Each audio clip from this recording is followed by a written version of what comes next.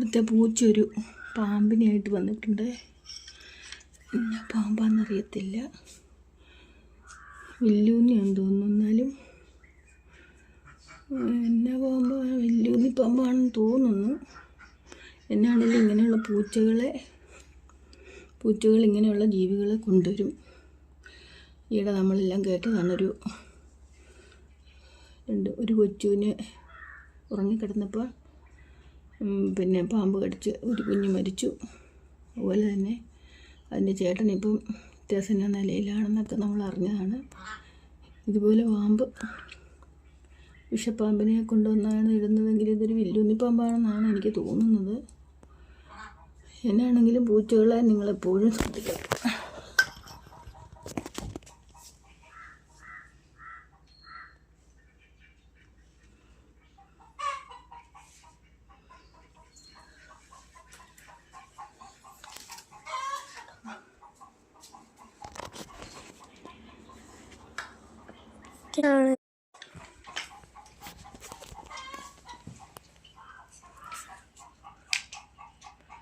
പൂച്ച എന്നാണേലും അതിനെ തിന്നുകൊണ്ടിരിക്കുകയാണ്.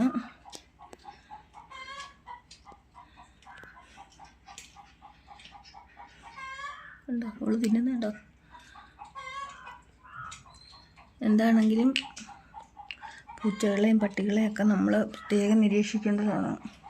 വിഷപ്പാമ്പുകൾ വളരെയധികം വെള്ളം കിട്ടാതെയൊക്കെ നടപ്പുണ്ട്.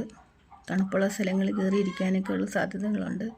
ഇതുപോലെയുള്ള ജീവികളെ കൊണ്ടുവന്നും നമ്മുടെ വളർത്തു പൂച്ചകളൊക്കെ കൊണ്ടുവന്ന് നമ്മുടെ കട്ടിലിൻ്റെ അടിയിലും തലയിണക്കടിയിലും ഒക്കെ വയ്ക്കാറുണ്ട്. അതായത് ഇവളിതിനെ തിന്നുവാണെന്ന് നമുക്ക് ഉറപ്പായി.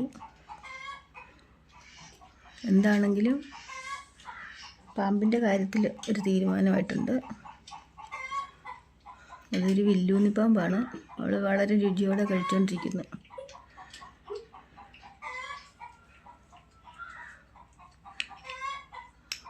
ഓക്കെ, ഈ വീഡിയോ കാണുന്നവർ സബ്സ്ക്രൈബ് ചെയ്യാനും ലൈക്ക് ചെയ്യാനും മറ്റുള്ളവർക്ക് ഷെയർ ചെയ്യാനും മറക്കരുതേ.